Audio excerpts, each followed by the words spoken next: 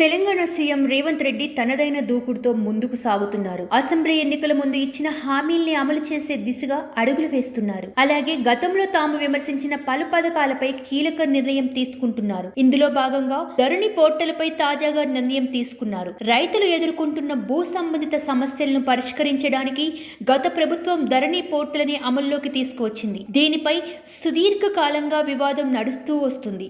ధరణి portal వల్ల అక్రమాలు చోటు చేసుకుంటున్నాయని, భూములు ఉన్న రైతులు తమ పేర్లను రిజిస్టర్ చేయించుకోలేకపోతున్నారనే ఆరోపణలు వెల్లువెత్తాయి. తాము అధికారంలోకి వస్తే దీన్ని రద్దు చేస్తామంటూ ఎన్నికల ప్రచార సమయంలో రేవంత్ రెడ్డి ప్రకటించారు. ప్రజా దర్బార్లో సైతం దీనిపై ఫిర్యాదులు అందాయి. ప్రజలు ఇచ్చిన ఫిర్యాదులతో ధరణి పోర్టల్ కు సంబంధించినవి ఎక్కువ కావడం ప్రాధాన్యతను సంతరించుకుంది. తమకు భూమి ఉన్నా ధరణి పోర్టల్లో రిజిస్టర్ కావట్లేదని, తప్పుగా నమోదయ్యాయని, వాటిని సరిచేయాలంటూ ప్రజల నుంచి డిమాండ్లు, విజ్ఞప్తులు అందాయి. ఈ క్రమంలో ధరణి పోర్టల్ పనితీరుపై ముఖ్యమంత్రి సమీక్ష నిర్వహించారు. ధరణి పోర్టల్పై అందిన సమస్యలను పరిశీలించి వాటిని సత్వరంగా పరిష్కరించాలని రేవంత్ రెడ్డి అధికార యంత్రాంగానికి ఆదేశించారు. దీనికోసం ప్రత్యేకంగా ఓ కమిటీ వేస్తామంటూ గతంలో ప్రకటించారు. దీనికి అనుగుణంగా తాజాగా 5 మంది సభ్యులతో కూడిన కమిటీని ఏర్పాటు చేసింది ప్రభుత్వం. ఇందులో కోదండరెడ్డి, రిటైర్డ్ ఐఏఎస్ అధికారి రేమండ్ పీటర్, అడ్వకేట్ సునీల్, పదవి విరమణ చేసిన special grade deputy collector B Madhusudan,